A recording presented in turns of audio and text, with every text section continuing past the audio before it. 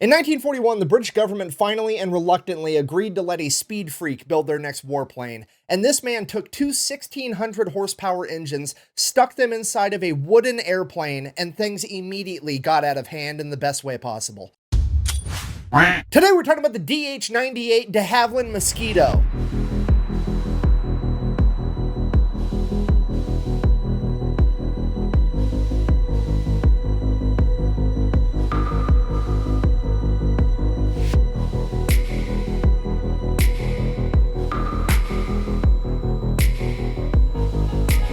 And while the official nickname is the Mosquito, it also goes by the Mossy, the Loping Lumberyard, the Wooden Wonder, and the Timber of Terror. And when something has that many different nicknames, you know it's gonna be good. And just like so many other stories, this story too begins with a word from our sponsor, because this video is brought to you by my favorite sporting goods store, Shields. They've got a bunch of really cool retail locations all across the United States and an even better online store where you can get pretty much anything that has anything to do with going outside or being physically active. Or beef jerky. They have a bunch of beef jerky too. Anyways, if you use the link on my website or in the description down below, you're gonna get free shipping on your order. Let's get back to this video. Our story begins in 1909 with Sir Geoffrey de Havilland. He is 27 years old, he just got married, and he has spent his entire life working on, building, and designing cars and motorcycles. But now, they're just not fast enough. There's this new thing out, airplanes, and they can go even faster. So naturally, he's got to get him one of those. The only problem is, building a plane, as I'm sure you can imagine, costs a lot of money, even back then when they were just biplanes. So where's he gonna get all this money? Well, he's gonna do exactly what any self-respecting man would do. He's gonna go to grandma for a 0% interest loan.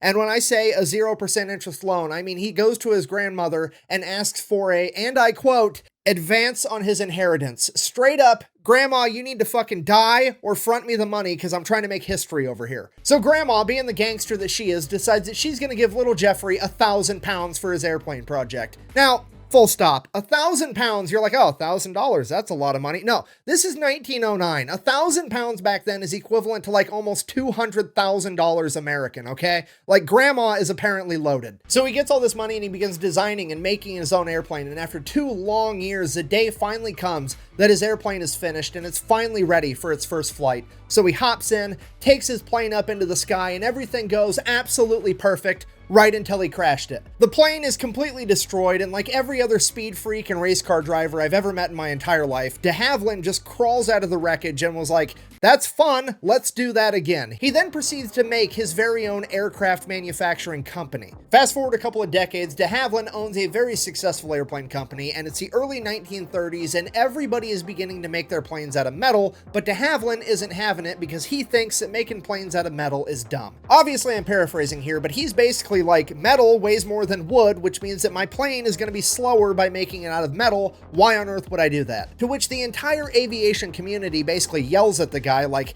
well, metal is stronger than wood, duh. And he's like, fucking, it's an airplane. What? Just don't run it into shit. It'll be fine. If you want strong, go build a tank. What are we even talking about here? Have you ever seen a fucking squirrel with knight's armor on? No, it doesn't make any fucking sense. So de Havilland's like, fine, I'm just gonna have to prove it to these people. 1934, they're gonna have the McRobertson Air Race. It's 11,200 miles from England to Melbourne, Australia. You have to fly all the way there. You can take any route you want. You can stop to refuel as many times as you want. There's this huge cash prize of 15,000 pounds. All the fastest airplanes on the planet are going to show up and try to win this race. So de Havilland creates a DH-88 Comet, ends up being the fastest plane in the world at this point in time, and obviously wins this race. And obviously, nobody cares because it's made out of wood and they said that that's dumb. So nobody's going to learn anything from the point he just proved. Fast forward 1936, post-World War I, Germany is starting to rearm their entire country. Britain takes note and they're like, wow, we should build up some weapons too in case they try something. So they put out a bid.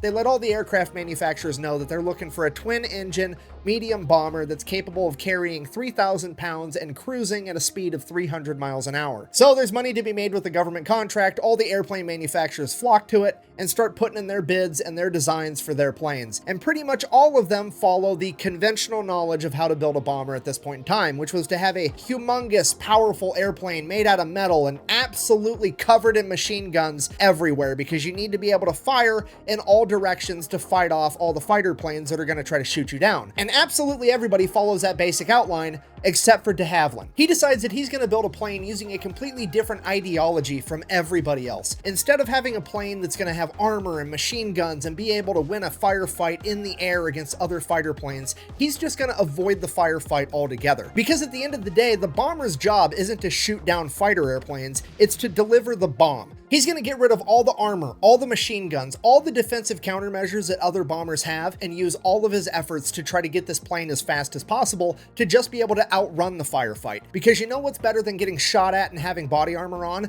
Not getting shot at. Realizing that an ounce of prevention is worth a pound of cure, he's going to make this plane as fast as possible, and to do that, he's going to make it out of wood. Again. So, he builds his wooden bomber. He then proceeds to take the most powerful aircraft engine on the planet, the Merlin, and sticks 2 of them inside of this thing. And this aircraft is the fastest warplane on the planet. With a cruising speed of 325 miles an hour and a max speed of almost 400 miles an hour, this thing is absolutely untouchable, and that's not even the impressive part. It's the manufacturing process where de Havilland's idea stands head and shoulders above the competition. You have to remember, they're going into World War II. Plastic wasn't widely used yet, and anything that's plastic today was probably metal back then. Metal was used for absolutely everything from canteens to tanks to airplanes. All of it was metal, meaning that throughout the course of World War II, metal became extremely scarce, so much so that America was trying to build ships out of concrete, and Great Britain was trying to build an aircraft carrier out of wood pulp and ice. So being able to build a bomber out of a cheap and readily available resource like wood was a humongous deal. And it all trickles down from there, because not only are you just using an untapped resource, by using wood, that means that you're not going to have metal workers and riveters working on the plane.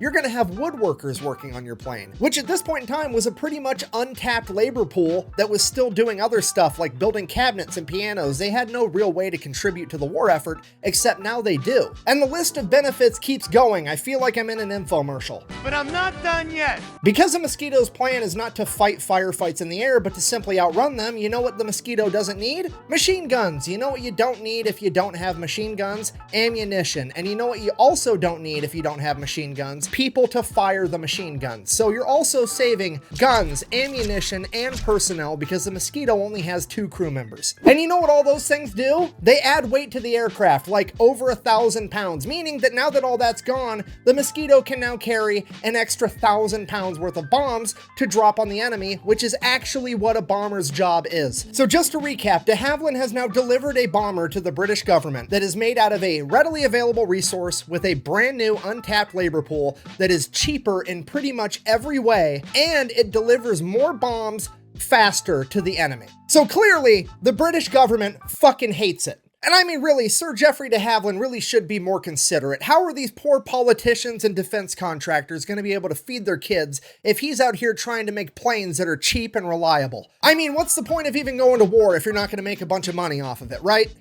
Look, I guess I'm just glad it's not a uniquely American thing for this to happen.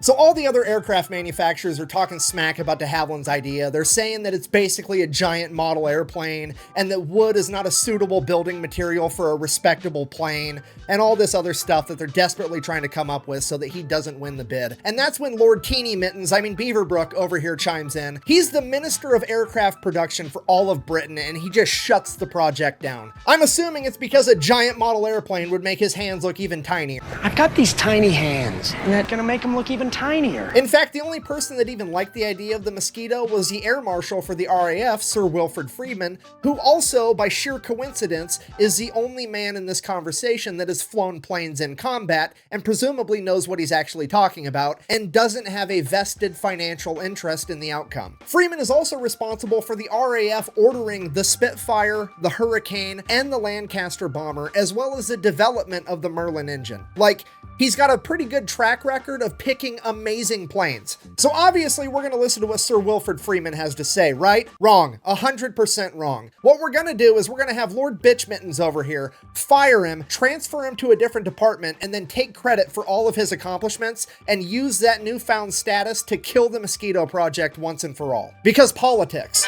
And that's pretty much it. 1937, the British government told de Havilland, kick rocks, we're not interested, we're gonna move on with our life. Fast forward, 1940, World War II has in fact kicked off, and it is not looking that great for the British because we are right in the middle of the Battle of Britain. Okay, if you don't know, the Battle of Britain, also known as the Air Battle for England, was basically the Germans were bombing Britain every day for about 3 months straight. Britain was obviously sending up their air force to fight back. Both sides lost thousands of people and thousands of airplanes. Okay, if you're not picking up what I'm putting down, I'm trying to tell you the RAF is now short a bunch of planes and a bunch of pilots, and there's really no way of replenishing the amount of planes because metal is extremely scarce, as well as the manpower to make the planes anyways. If only there was some type of plane that they could make out of an alternative material to metal that had a completely different labor force to build it. Oh wait, we've had that literally the entire time, we just didn't want to use it because of politics. Perfect. So the British government finally reluctantly orders 50 of them. So de Havilland gets to work right away, builds all these planes, turns them over to the RAF. The RAF then starts practicing with them, and the pilots absolutely love them. The only problem is they're a little bit hard to take off and land,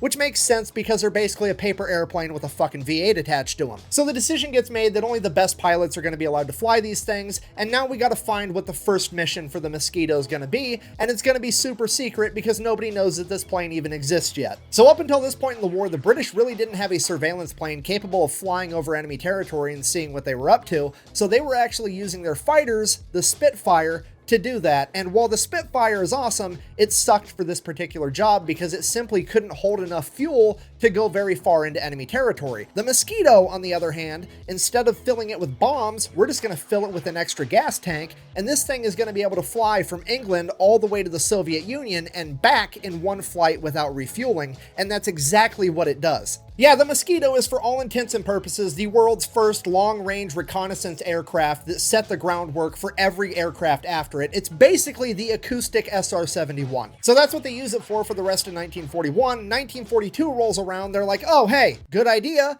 This thing can hold 4,000 pounds worth of ordnance. What if we just did one 500-pound bomb and some extra fuel tanks, and then we could bomb super deep into enemy territory? And that's exactly what they're going to do. Operation Jericho, a bunch of wooden wonders are going to low-level penetrate deep into enemy territory and deliver a payload.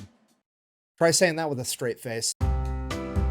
So a bunch of Mosquitoes take off to Norway. They are going to bomb Gestapo headquarters with 500-pound bombs. They fly all the way there above the ground and or ocean at like 100 feet, make it there more or less completely undetected, and bomb Gestapo headquarters. The only problem was because they were so low to the ground, they decided that they were going to extend the fuse time on the bombs because they don't detonate on impact, they detonate on a timer. So they extended the timer to 11 seconds to allow the planes to get out of the blast radius of the bomb. So they went ahead and they dropped the bombs. The bombs were a direct hit on the Gestapo building. The only problem was the fuse was a little bit too long, and a 500-pound bomb traveling at like 400 miles an hour apparently has enough force in it to go through one wall, through the building, and out the other wall, and all 4 of the bombs did exactly that, flying completely through the building before detonating. So the mission failed successfully. Did they accomplish their goal? Not really, but they did prove that the Mosquitoes were pretty much unstoppable and very accurate. So now they're going to begin using the Mosquitoes to nuisance bomb Germany.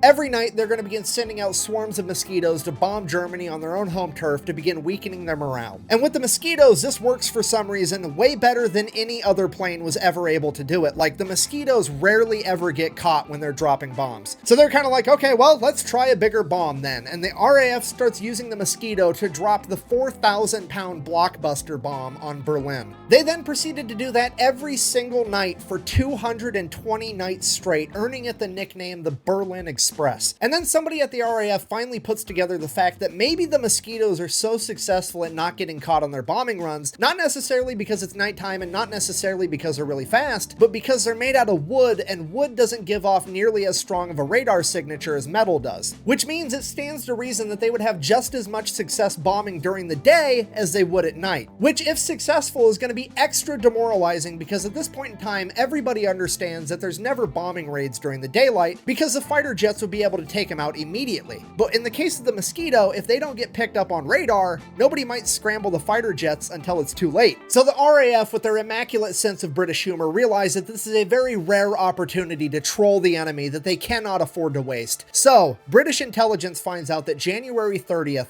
1943, the Nazis are going to be holding a humongous rally to celebrate their 10-year anniversary of coming to power. It's going to be huge. Hitler's right-hand man, Hermann Göring, is going to be there giving a big speech. They're going to put the entire thing out on the radio waves so the whole country can hear it. It's going to be a huge morale boost to the Nazis. And it probably was right up until the RAF sent out the Mosquitoes and bombed all of the broadcasting towers for Berlin, so the entire country just got to hear explosions, screams, and then the radio cut out forever.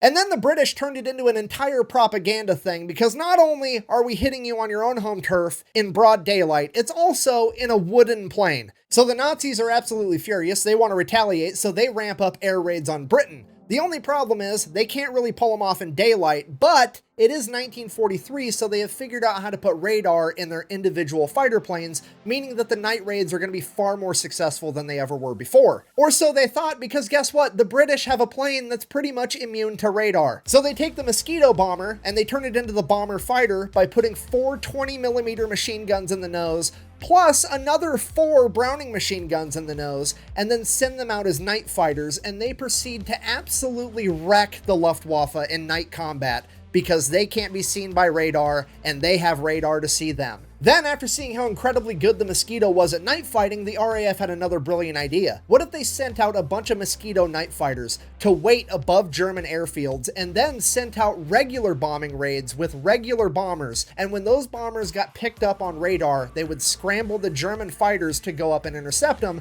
but the Mosquitoes would already be above them and literally spawn kill the Germans the second they got in the air. Not only did this work, it virtually shut down the Luftwaffe's ability to operate at night altogether, and the British were able to bomb Germany completely unopposed. At this point, Hermann Göring is sitting in his office like, What?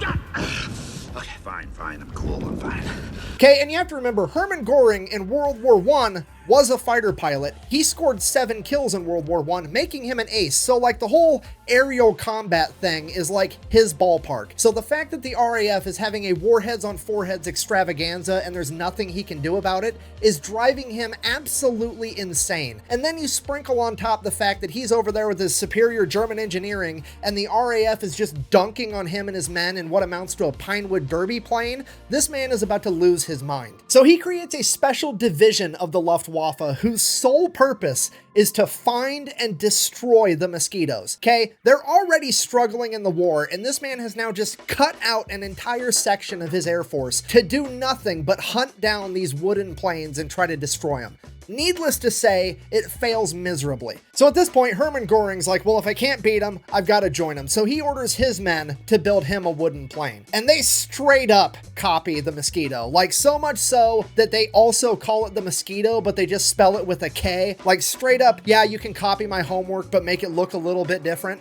That's what they did. So they get the Mosquito with a K built, and to the surprise of absolutely nobody, it's a pretty awesome plane. But then guess what happens to it? You're never gonna guess what happens to the German Mosquito. A bunch of high-ranking Nazis, politicians, get together and they're like, I don't think a wooden plane's a good idea. I want big metal planes with metal armor and a bunch of machine guns all over them, because that's the way to go. The same political BS that shut down the British Mosquito 10 years prior is now holding up the Nazis. So much so that they don't even get their first test flight in until June of 1944, which is way too late in the war for the Nazis to begin making a new type of plane and mass producing it. So that's it. The Germans never really got their version of the Mosquito. They ended up losing World War II. Everybody lived happily ever after. So I guess while it was dipshit politicians with teeny hands that prevented the British from getting the Mosquito on time, it was also dipshit politicians that prevented the Nazis from getting the Mosquito on time. So everything kind of equals out in a weird roundabout kind of way.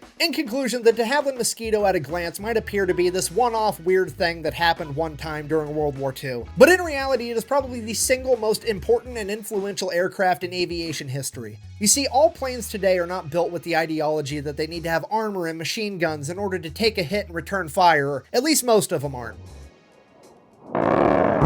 They would pretty much all much rather be so fast that they can't be caught, or so sneaky that they never get seen. And that entire strategy was pioneered by a wooden plane in World War II known as a de Havilland Mosquito. Thank you for watching. Best way to support the channel is go buy some merch over at thefatelectrician.com. Quack bang! Out. Also, the more I study history, the more absolutely positive I become that all politicians are morons, and I'm pretty sure the only reason they have to run for office is because they can't walk and chew bubblegum for office. Okay, no, seriously. It's like the saying, oh, you can lead a horse to water, but you can't make him drink. Ha ha ha. Except the horse is somehow your boss that you're, for some reason, partially responsible for hiring, but also you have no authority to fire. And now the horse is like making all these amazing stock trades with top secret information that only the horse could know, which is illegal, but also the horse gets to determine what's illegal. So you have no standing to do anything about it, even though you hired the horse and now you can't fire it. I just go buy a shirt at thefatelectrician.com. Thanks.